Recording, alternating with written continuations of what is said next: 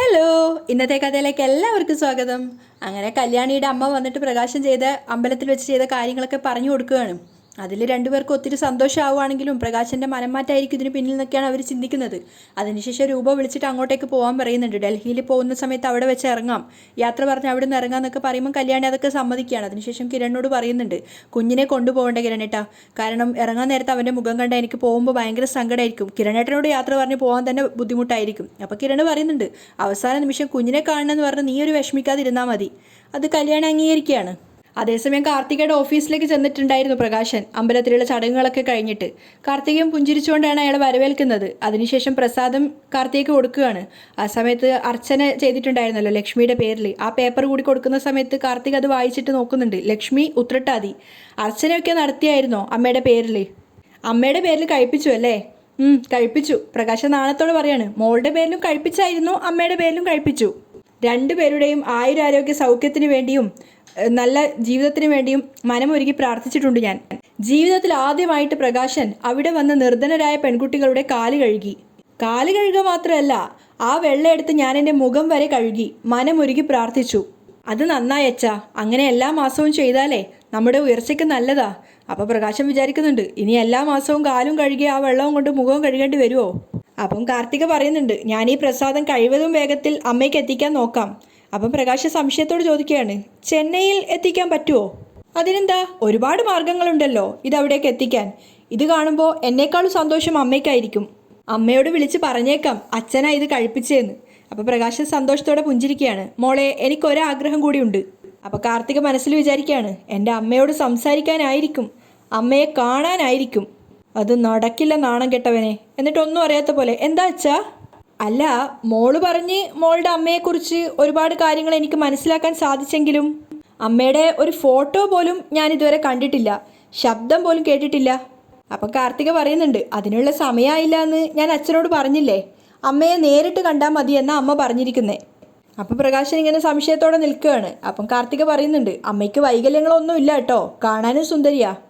അപ്പം വീണ്ടും പ്രകാശൻ പറയാണ്, അല്ല, നമ്മൾ ഒരാൾക്ക് വേണ്ടി പ്രാർത്ഥിക്കുമ്പോൾ അവരുടെ ഒരു രൂപം നമ്മുടെ മനസ്സിലുണ്ടാവുമല്ലോ. ഞാനിപ്പോൾ ഒരു രൂപം സങ്കല്പിച്ചിട്ടാ അമ്മയ്ക്ക് വേണ്ടി പ്രാർത്ഥിച്ചത്. അതുപോലെ തന്നെ ഈ മെസ്സേജൊക്കെ അയക്കുമ്പോഴും എൻ്റെ മനസ്സിൽ മോളുടെ അമ്മയെക്കുറിച്ചൊരു രൂപമുണ്ട്. ആ സമയത്ത് കാർത്തിക പറയുന്നുണ്ട്, എനിക്കെൻ്റെ അമ്മയുടെ രൂപമല്ല, അച്ഛൻ്റെ രൂപമാണെന്നാണ് അമ്മ പറയാറ്. ആണ്, എങ്കിലും കുറച്ചെങ്കിലും അമ്മയുടെ രൂപം കിട്ടാതിരിക്കില്ലല്ലോ. ആ, അത് ശരിയാ. അല്ല, മോള് ഇനി എപ്പോഴാണ് ചെന്നൈയിലേക്ക് പോകുന്നത്? അതൊന്നും തീരുമാനിച്ചിട്ടില്ല അച്ഛാ. ഇവിടെ ഒരുപാട് ജോലിയുണ്ട്, അതൊക്കെ കഴിഞ്ഞിട്ടേ പോകത്തുള്ളൂ. അല്ല, അമ്മ ഇടയ്ക്കെങ്ങാനും ഇങ്ങോട്ട് വരാനുള്ള ചാൻസ് ഉണ്ടോ? ഒന്നും പറയാൻ പറ്റില്ല, ചിലപ്പോൾ അപ്രതീക്ഷിതമായിട്ടായിരിക്കും വരുന്നത്. അപ്പോൾ പ്രകാശം പുഞ്ചിരിച്ചോട് പറയുന്നുണ്ട്, അല്ല മോളെ, അമ്മ എപ്പോൾ വേണമെങ്കിലും വന്നോട്ടെ, പക്ഷേ അതിനു മുമ്പേ നമുക്ക് ഈ ഫോണിൽ കൂടെ ഈ വീഡിയോ കോളിനൊക്കെ സൗകര്യം ഉണ്ടല്ലോ, അങ്ങനെ വേണമെങ്കിലും സംസാരിക്കാൻ പറ്റുമെങ്കിൽ. അപ്പോൾ കാർത്തിക പറയുന്നുണ്ട്, അങ്ങനെയൊന്നും അമ്മ സംസാരിക്കില്ല, അമ്മ ആകെ നാണിച്ചിരിക്കുക. ഞാൻ ആദ്യമൊക്കെ ഇതിനെക്കുറിച്ച് പറയുമ്പോൾ അമ്മ അത് കേൾക്കാനുള്ള മനസ്സ് പോലും കാണിച്ചിട്ടില്ല.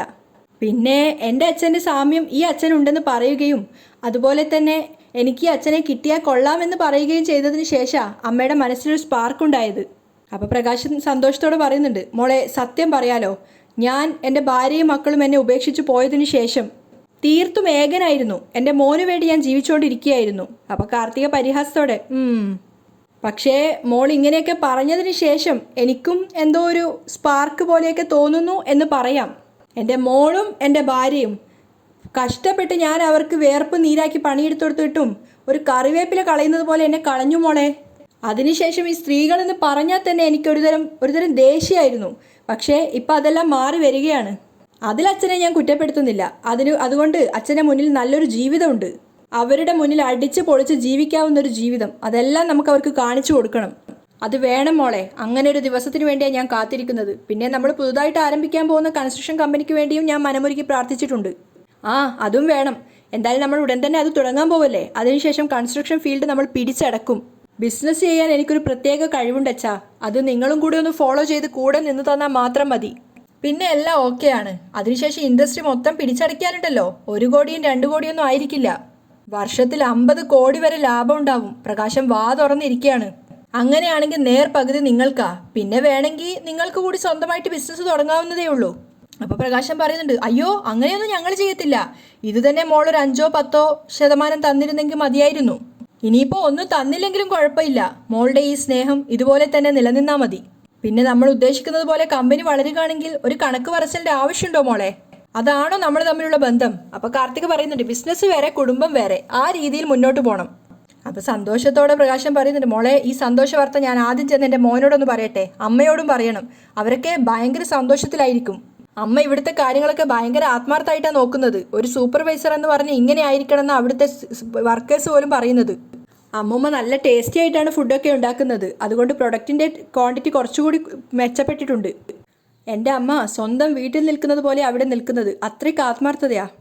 അതെനിക്കും മനസ്സിലായി, അതിൻ്റെ ഗുണം അമ്മൂമ്മയ്ക്കും ഉണ്ടാവും. ശരി മോളെ, ഞാൻ പോകുന്ന വഴി അമ്മയെ ഒന്ന് കണ്ടിട്ട് പോവാം. അതുപോലെ വിക്രത്തോടും ഒന്ന് പറയണം. ഇത് കേട്ട അവനെ ലോകം പിടിച്ചെടുക്കുന്ന പോലത്തെ സന്തോഷമായിരിക്കും. പ്രകാശൻ അവിടുന്ന് പോകുമ്പോൾ കാർത്തിക വിചാരിക്കുന്നുണ്ട്, തൻ്റെ അമ്മ മരിച്ച് പണിയെടുക്കുക, അതുപോലെ താനും തൻ്റെ മകനും പണിയെടുക്കും. ഒരു പെൺകുഞ്ഞിനെ ജനിച്ച ഉടനെ ഓടയിൽ എറിഞ്ഞതാ. ഇത്രയും കാലം നോക്കാത്തതിന് തന്നെ കൊണ്ടും തൻ്റെ അമ്മയെ കൊണ്ടും ഞാൻ കോമ്പൻസേഷൻ ചെയ്യിക്കടോ. അതേസമയം കല്യാണിയും കിരണും കൂടെ രൂപയുടെ വീട്ടിലെത്തിയിട്ടുണ്ടായിരുന്നു. സേനനും അവിടെ തന്നെ ഉണ്ട്. അവരെ കണ്ട സന്തോഷത്തിൽ സേനൻ ചോദിക്കുന്നുണ്ട്, നാളെ പോവാല്ലേ? അപ്പോൾ കിരണു പറയുന്നുണ്ട്, പോവില്ല എന്നൊക്കെ പറഞ്ഞ് നിന്നതായിരുന്നു, ഞാൻ നിർബന്ധിച്ചിട്ട് പറഞ്ഞു വിടുക. അപ്പോൾ രൂപ പറയുന്നുണ്ട്, ഇവിടെ ആരുടെ കാര്യത്തിൽ ഒരു വിഷമം ഉണ്ടാവില്ല, മോളുടെ കാര്യം മാത്രം നോക്കിയാൽ മതി, അതിൽ മാത്രം കോൺസെൻട്രേറ്റ് ചെയ്യുക.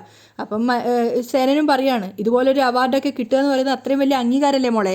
യാമിനിയോട് ജ്യൂസ് എടുക്കാൻ പറഞ്ഞിട്ട് രണ്ടുപേരോട് അവിടെ ഇരിക്കാൻ പറയാണ്. ആ സമയത്ത് കല്യാണി പറയുന്നുണ്ട്, ഡൽഹി പോവാൻ നിർബന്ധിച്ചിട്ടുണ്ടെങ്കിലും ഇപ്പോൾ എന്നേക്കാളും വിഷമം കിരണേട്ടനാ, അത് കാണുമ്പോഴാണ് ഒന്നുകൂടെ സങ്കടം. അപ്പോൾ സേനൻ പറയുന്നുണ്ട്, എടാ മോനെ എല്ലാ സപ്പോർട്ടും ചെയ്തിട്ട് അവസാന നിമിഷം നീ ഇതുപോലെ ചെയ്യുകയാണോ? അപ്പോൾ കിരൺ പറയുന്നുണ്ട്, ഒരാഴ്ചയൊന്നും ഞങ്ങൾ മാറി നിന്നിട്ടില്ലല്ലോ അച്ഛാ, അതിൻ്റെ ഒരു സങ്കടം. എടാ മോനെ, ഒരു ജന്മം മുഴുവൻ മാറി നിന്നവരാ ഞങ്ങൾ, അങ്ങനെയുള്ള ഞങ്ങളോട് നീ ഈ കാര്യം പറയരുത്. അപ്പോൾ രൂപയും പറയുന്നുണ്ട്, കല്യാണി മോള് പിരിഞ്ഞിരിക്കുന്നതിൽ എല്ലാവർക്കും വിഷമമുണ്ട്, പക്ഷേ ഒരു നല്ല കാര്യത്തിന് വേണ്ടിയല്ലേ പോകുന്നത്, അതൊരിക്കലും വേണ്ടാന്ന് വെക്കരുത്. അതിനുശേഷം സേനം പറയുന്നുണ്ട് കിരണിനോട്, കുഞ്ഞിനെയും കൊണ്ടുവന്നിട്ട് ഇവിടെ വന്ന് താമസിക്കാൻ, ദീപയും കൂട്ടിയിട്ട്, എന്നിട്ട് ഡൽഹിയിലുള്ള മോളുടെ പ്രോഗ്രാം നമുക്ക് എല്ലാവർക്കും കൂടെ ഒരുമിച്ചിരുന്ന് കാണാലോ. അപ്പോഴേക്കും യാമിനി ജ്യൂസും കൊണ്ട് വന്നിട്ടുണ്ടായിരുന്നു. അപ്പോൾ യാമിനി കല്യാണിയോട് പറയുന്നുണ്ട്, മോളെ ഞാൻ വേണമെങ്കിൽ മോൾക്ക് കൂട്ടുവരാം, അപ്പോൾ പിന്നെ അമ്മയ്ക്ക് ഇവിടെ കൂട്ടുകാരാ. അപ്പോൾ യാമിനി ചിരിച്ചുകൊണ്ട് പറയാണ്, അമ്മയ്ക്കിപ്പോൾ കൂട്ട് ഒരുപാട് പേരുണ്ടല്ലോ. രൂപയെയും സേനനെയും കളിയാക്കിക്കൊണ്ടാണ് പറയുന്നത്. അപ്പം കിരൺ പറയുന്നുണ്ട്, ഞാൻ ആദ്യം ഇവളുടെ അമ്മയും ഇവളുടെ ഒപ്പം വിടാമെന്നാണ് കരുതിയത്, പിന്നെ വിചാരിച്ചു ഇവൾ ഒറ്റയ്ക്ക് പോയി പഠിക്കട്ടെ, ഇനിയും ഇതുപോലുള്ള ഒരുപാട് യാത്രകൾ വേണ്ടി വന്നേക്കാം. നമ്മളെല്ലാം ഈ ഇട്ടാവട്ടത്ത് കിടന്ന് കറങ്ങുന്നവരാ, പക്ഷെ ഇവളങ്ങനെയല്ല, ഇൻ്റർനാഷണൽ ഫിഗറാ. അപ്പോൾ കല്യാണി പറയുന്നുണ്ട്, പിന്നെ ഇൻ്റർനാഷണൽ ഫിഗർ സത്യമാണ് മോളെ. സേനനും പറയുന്നുണ്ട്, ഇപ്പോൾ അമേരിക്കൻ മലയാളികൾക്കിടയിൽ മാത്രമല്ല, ഇംഗ്ലീഷുകാർക്കിടയിൽ പോലും മോൾക്ക് നല്ല പേരാണ്. മോളുടെ എന്തുമാത്രം ഡിസൈൻസും ആർട്സും ആണെന്ന് അറിയോ അവർക്കിടയിൽ സെയിലായിക്കൊണ്ടിരിക്കുന്നത്. അത് നന്നായിട്ട് മാർക്കറ്റ് ചെയ്യപ്പെടുന്നില്ല. അയാൾ പറഞ്ഞപ്പോൾ കിരൺ പറയുന്നുണ്ട്, ഞാൻ പറഞ്ഞതാ കുറേ ഇൻ്റർവ്യൂവും കാര്യങ്ങളൊക്കെ കൊടുക്കാമെന്ന്, നമ്മളും കുറച്ച് സെൽഫ് മാർക്കറ്റിംഗ് ഒക്കെ വേണം കല്യാണി. അത് ശരിയാ മോളെ. രൂപയും പറയുന്നുണ്ട്, ഇത്രയും പ്രശസ്തിയൊക്കെ മതി അമ്മേ, ഇതിനപ്പുറത്തേക്ക് പോവണ്ട. കല്യാണി പറയാണ്, ആരാ പറഞ്ഞത് പോവണ്ടാന്ന്? ഉറപ്പായിട്ടും പോവണം. അങ്ങനെ പോവണം എന്നുള്ളത് ദൈവങ്ങളുടെയും കൂടെ തീരുമാനമാണ്. കാരണം അത്രത്തോളം വീട്ടിനകത്ത് തളക്കപ്പെട്ടിരുന്ന പെൺകുട്ടിയാ മോള്. അതേസമയം മനോഹറിൻ്റെ നെഞ്ചിൽ തലവെച്ച് കിടക്കുകയാണ് സരയു. അവന് നെഞ്ച് നല്ല വേദന ഉണ്ടായിരുന്നു, കാരണം ഒരുപാട് തല്ലുകൊണ്ടതാണല്ലോ. ആ സമയത്ത് സരയു സ്നേഹത്തോട് ചോദിക്കുന്നുണ്ട്, ഇപ്പോഴും വേദനയുണ്ടോ മനുവേട്ടാ? ഏയ് കുഴപ്പമില്ല മോളെ, നാളെ വേണമെങ്കിൽ ഏതെങ്കിലും ഒരു ആയുർവേദ ഹോസ്പിറ്റലിൽ കൊണ്ടുപോയി തിരുമിക്കാം. അതിൻ്റെ ഒന്നും ആവശ്യമില്ല, രാവിലെ ചൂടുവെള്ളം ഒന്ന് പിടിച്ചാൽ മതി. ഇപ്പോൾ സരയു സങ്കടത്തോടെ പറയാണ്, എത്ര നാൾ കൂടിയിട്ടാണ് നമ്മളൊന്ന് പുറത്തു പോയി ഭക്ഷണം കഴിച്ചത്, ആ നേരത്ത് തന്നെ ഇത് സംഭവിച്ചല്ലോ. അല്ലെങ്കിൽ തന്നെ വരാനുള്ളത് വഴി തങ്ങില്ല. നമ്മൾ രണ്ടുപേരും ഒന്നിച്ച് റിസപ്ഷനിൽ വന്ന സമയത്ത് മനുവേട്ടന് തിരിച്ചു പോവേണ്ട കാര്യം ഉണ്ടായിരുന്നില്ലല്ലോ, റെസ്റ്റോറൻറ്റിലെ വാഷ്റൂമിൽ പോവാനും. അങ്ങനെയെങ്കിൽ ഇങ്ങനെയൊന്നും സംഭവിക്കില്ലായിരുന്നു. ഇനിയിപ്പോൾ പറഞ്ഞിട്ടൊന്നും കാര്യമില്ല. ഏതായാലും മോൾ ഉറങ്ങിക്കോ, ഇപ്പോൾ നല്ല ഉറക്കം കിട്ടേണ്ട സമയമാണ്. സരയുവിനെ ചേർത്ത് നെഞ്ചിൽ കിടത്തുകയാണ് മനോഹർ. ആ സമയത്ത് അവൻ ചിന്തിക്കുന്നുണ്ട്, അയ്യോ ശരീരത്തിനൊക്കെ എന്ത് വേദനയാ, അമ്മാതിരി ഇടിയായിരുന്നല്ലോ. അതേസമയം നിഷ മനോഹറിൻ്റെ വീട്ടിൽ അവനെ ആലോചിച്ചുകൊണ്ട് കിടക്കുകയാണ്. റോഹിയേട്ടൻ ഇപ്പോൾ എന്തെടുക്കുമായിരിക്കും? ശബ്ദം കേൾക്കാതിരിക്കാൻ പറ്റുന്നില്ല. ഇതുവരെ എന്നെ ഒന്ന് വിളിച്ചത് കൂടിയില്ല. അതുകൊണ്ട് തന്നെ അവൾ ഫോൺ എടുത്തിട്ട് മനോഹറിനെ വിളിക്കുകയാണ്. ആ സമയത്ത് മനോഹറും ചിന്തിക്കുന്നുണ്ട്, ഇവളൊന്ന് ഉറങ്ങിയിട്ട് വേണം മറ്റവളെ വിളിക്കാൻ. ആ സമയത്താണ് മനോഹറിൻ്റെ ഫോൺ റിങ് ചെയ്യുന്നത്. റിങ്ങിൻ്റെ ശബ്ദം കേട്ടതും സരയു കോൾ എടുക്കാൻ വേണ്ടി പോവുകയാണ്. അപ്പം നിഷയുടെ പേരാണ് ഫോണിൽ ഉണ്ടായിരുന്നത്. സരയു എടുക്കാൻ പോയപ്പോൾ തന്നെ മനോഹർ പറയുന്നുണ്ട്, വേണ്ട മോളൂ, ഞാൻ എടുത്തോളാം. വേണ്ട, മനുവേട്ടന് വയ്യാത്തതല്ലേ, ഞാൻ എടുക്കാം എന്ന് പറഞ്ഞുകൊണ്ട് സരയു കോൾ എടുക്കുകയാണ്. എന്നിട്ട് മനോഹറിനോട് ചോദിക്കുന്നുണ്ട്, ഇതാരാ നാഷ്? നാഷ് എന്ന് മാത്രമേ ഉള്ളോ അതോ നാഷ് കൊറിയ എന്നുണ്ടോ? മനോഹർ തിരിച്ചു ചോദിക്കുകയാണ്. ഉണ്ട്, നാഷ് കൊറിയ. അത് കൊറിയയിലുള്ള എൻ്റെ ഒരു ബിസിനസ് പാർട്ട്ണറാ. മോള് കിടന്നോ, ഞാനൊന്ന് സംസാരിച്ചിട്ട് വരട്ടെ. മോളുടെ ഉറക്കം കളയണ്ട, നാഷ് വിളിച്ചു കഴിഞ്ഞാൽ അവൻ പെട്ടെന്നൊന്നും കോള് നിർത്തത്തില്ല. ഇങ്ങനെ ഇൻ്റർനാഷണൽ കാര്യങ്ങളെപ്പറ്റി പറഞ്ഞുകൊണ്ടേയിരിക്കും. പെട്ടെന്ന് നിർത്തിയാൽ അവനത് ഇഷ്ടപ്പെടത്തുമില്ല. ഞാൻ പറഞ്ഞല്ലോ മോളൂ, ഈ സമയത്ത് ഞാൻ അവിടെ ഇല്ലാത്തത് കൊണ്ട് ഇവന്മാരുടെയൊക്കെ സഹകരണം എനിക്ക് കിട്ടിയേ പറ്റൂ. അതുകൊണ്ട് ഇവന്മാരെ പിണക്കാനും പറ്റത്തില്ല.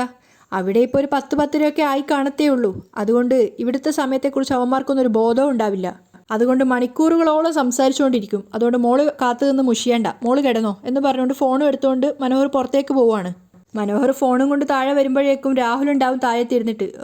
ദേ ഇരിക്കുന്നു അനാഥപ്രായത്തിനെ പോലെ ഒരുത്തൻ. അതിനുശേഷം ദേഷ്യത്തോടെ ഇറങ്ങിയിട്ട് രാഹുലിൻ്റെ അരികിലേക്ക് വരികയാണ്. എന്താ ഉറങ്ങിയില്ലേ? ഇല്ല. എൻ്റെ ഉറക്കം നീ കളഞ്ഞില്ലേ? അതോ ഭാര്യ മുറിയിൽ നിന്ന് ചവിട്ടി പുറത്താക്കിയോ? മനോഹർ പരിഹസിക്കുകയാണ്. ദേ ഇവിടെ എങ്ങാനും കിടക്കുന്നതാ നല്ലത്. അല്ലെങ്കിൽ വേറെ ഏതെങ്കിലും റൂമിൽ പോയി കിടക്ക്. അല്ലെങ്കിൽ നിങ്ങളുടെ ഭാര്യ ഏത് നിമിഷവും നിങ്ങളെ കുത്തിക്കൊല്ലാനുള്ള സാധ്യതയുണ്ട്. നീ എന്തെങ്കിലും അവളോട് പറഞ്ഞോ? ഞാനായിട്ടൊന്നും പറഞ്ഞിട്ടില്ല. പക്ഷേ അവരെന്തൊക്കെയോ അറിഞ്ഞു എന്നുള്ള കാര്യം ഉറപ്പാ. എനിക്ക് നിന്നെയാ സംശയം. കുറുക്കന് വംശനാശം സംഭവിച്ചുകൊണ്ടിരിക്കുകയാണ്. പക്ഷെ നിന്നെപ്പോലുള്ള കുറുക്കന്മാർ ഈ നാട്ടിൽ പെറ്റുപെരുകിക്കൊണ്ടിരിക്കുക. അതെ അതെ അതെ, നിങ്ങളെപ്പോലുള്ളവന്മാരും. മനോഹരം വിട്ടുകൊടുക്കുന്നില്ല. അപ്പോഴേക്കും അവൻ്റെ ഫോൺ വീണ്ടും റിങ് ചെയ്യാണ്. ആരാടാ വിളിക്കുന്നത്? അടുത്ത ഇരയാണോ? ഏയ് അല്ല, ഇപ്പോൾ ഒരു ഇര കൊത്തിയിട്ടില്ലേ, അവളാ വിളിക്കുന്നത്. നാഷ് കൊറിയ. നാഷ് കൊറിയയോ? ആ അതെ, നിഷ എന്നുള്ളത് ഇങ്ങനെയാണ് സേവ് ചെയ്തിരിക്കുന്നത്. അതിനുശേഷം കോൾ അറ്റൻഡ് ചെയ്യുന്നതിന് മുന്നേ രാഹുലിനോട് പറയാണ്, നിങ്ങൾ എൻ്റെ പിന്നാലെ ബോംബെക്ക് വന്നായിരുന്നു. മാമൻ്റെ മരണാനന്തര ചടങ്ങുകളിൽ പങ്കെടുത്തിട്ടും ഉണ്ടായിരുന്നു. ദേ അറ്റൻഡ് ചെയ്തിട്ട് അങ്ങനെ പറയണം. എന്നെ ബന്ധുക്കളെല്ലാം കൂടി പൊരിക്കുകയാണെന്നും പറയണം. അപ്പോൾ രാഹുൽ ദേഷ്യത്തോടെ ചോദിക്കുന്നുണ്ട്, എന്തൊക്കെ കള്ളം ഞാൻ പറയണടാ? കള്ളം പറഞ്ഞ് 10-25 കൊല്ലം ഭാര്യയും മോളെയും പറ്റിച്ചില്ലേ? ഇപ്പോഴും പറ്റിച്ചുകൊണ്ടിരിക്കുകയല്ലേ? ആ നിങ്ങളുടെ നാവിനാണോ കള്ളം പറയാൻ ഇത്രയും പ്രയാസം? ഇനി കള്ളം പറഞ്ഞിട്ടില്ലെങ്കിൽ തന്നെ അത് നിങ്ങളുടെ നാവിന് ശ്വാസം മുട്ടലായിരിക്കും. എന്നിട്ട് ഫോൺ അറ്റൻഡ് ചെയ്യിക്കുകയാണ് രാഹുലിനെ കൊണ്ട്. അപ്പം റോഹിയേട്ടനല്ലേന്ന് നിഷ ചോദിക്കുന്നുണ്ട്. മോളെ ഞാൻ രാഹുലാ, മോളുടെ അച്ഛൻ്റെ സുഹൃത്ത് രാഹുൽ. അങ്കിളെ റോഹിയേട്ടൻ അടുത്തുണ്ടോ? അപ്പം മനോഹർ ഇപ്പുറത്ത് കാണിച്ചു കൊടുക്കുകയാണ്. ഇല്ല എന്ന് പറ. ഒന്നും പറയണ്ട എൻ്റെ മോളെ. റോഹം വന്ന ശേഷം ബന്ധുക്കളിട്ട് പൊരിച്ചുകൊണ്ടിരിക്കുക. അത് കേട്ടതും നിഷയ്ക്ക് സങ്കടമാവുകയാണ്. അപ്പം മനോഹർ വീണ്ടും ഓരോരോന്ന് കൈകൊണ്ട് കാണിച്ചു കൊടുക്കുന്നുണ്ട്. അവൻ രാഹുലിൻ്റെ സംസാരത്തിൽ നല്ല സംതൃപ്തി ഉണ്ടായിരുന്നു. അപ്പം മനോഹർ കാണിച്ചു കൊടുത്ത പ്രകാരം രാഹുൽ പറയാണ്, മാമൻ മരിച്ചതിന് ശേഷം എന്തിനാടാ കല്യാണം കഴിച്ചതെന്നൊക്കെ ചോദിച്ച് അവനെ വല്ലാതെ ടോർച്ചർ ചെയ്യാണ്. അതറിയാവുന്നത് കൊണ്ടാണ് ഞാനും ഇങ്ങോട്ടേക്ക് വന്നത്, ഇന്ന് രാവിലത്തെ ഫ്ലൈറ്റിൽ. നിഷയ്ക്ക് ആകെ ടെൻഷൻ ആവുകയാണ്. അപ്പം രാഹുൽ പറയുന്നുണ്ട്, ഫോണേ എൻ്റെ അടുത്ത് വെച്ചിരിക്കുകയായിരുന്നു. പിന്നെ മോളെ പോലെ തന്നെ ഒരുപാട് പേര് വിളിക്കുന്നുണ്ട്. ആ സമയത്ത് മനോഹർ തംസപ്പൊക്കെ കാണിച്ചു കൊടുക്കുകയാണ്, അടിപൊളിയാവുന്നുണ്ടെന്ന്. ഇപ്പം ഞാൻ അറ്റൻഡ് ചെയ്ത് മറുപടി പറഞ്ഞുകൊണ്ടിരിക്കുക. അപ്പം നിഷ പറയുന്നുണ്ട്, ഞാൻ വിളിച്ചു എന്നൊന്ന് പറയണേ. അത് പറയേണ്ട കാര്യമൊന്നുമില്ല. കുറച്ച് മുമ്പ് മോളെ പറ്റി എന്നോട് സംസാരിച്ചിട്ടേ ഉള്ളൂ. ഒന്ന് വിളിക്കാൻ പോലും പറ്റുന്നില്ലെന്നൊക്കെയാണ് പറഞ്ഞത്. മനോഹറിന് പെരുത്ത് സന്തോഷമാവുന്നുണ്ടായിരുന്നു രാഹുലിൻ്റെ സംസാരം കേട്ടപ്പോൾ. മോളെ അങ്ങോട്ട് വിളിച്ചാൽ ഇവിടെയുള്ളവർ പറയും കെട്ടുകളുമായിട്ട് അവൻ ശൃംഗരിക്കുകയാണെന്ന്. അപ്പം നിഷ പറയുന്നുണ്ട്, എല്ലാം എനിക്കറിയാം അങ്കിളെ. എനിക്ക് റോഹിയേട്ടൻ്റെ ശബ്ദം കേൾക്കാത്തത് കൊണ്ട് ഉറക്കം വരുന്നില്ല. എങ്കിൽ അതിരാവിലെ നാളെ അങ്ങോട്ടേക്ക് വിളിക്കാൻ ഞാൻ അവനോട് പറയാം. ഇപ്പോൾ അവൻ്റെ അവസ്ഥ അതിദയനീയമാണ്.